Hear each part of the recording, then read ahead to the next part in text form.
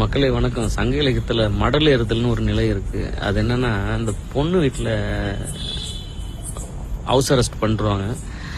அப்போது வேறு வழி இல்லாமல் உடம்பு ஃபுல்லாக டேட்டோ போட்டுட்டு தலைவன் 3000 வருஷத்துக்கு முன்னாடி நடந்த செய்தி பொது இடத்துல நின்றுட்டு இருக்கும்பொழுது அந்த பொண்ணு வீட்டில் இருக்கிறவங்களுக்கு ஒரு அவப்பேர் உண்டாயிடும். இப்படி என்னடா அப்படின்ற ஒரு நிலை. அது வரக்கூடாதுன்றதுக்கான பாடல் வரி தான் இது.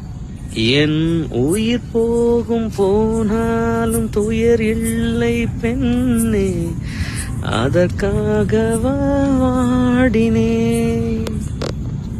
வரும் எதிர்காலம் மீது பழி சொல்லும் பெண்ணே, அதற்காகத்தான் வாடினேன். முதலா முடிவா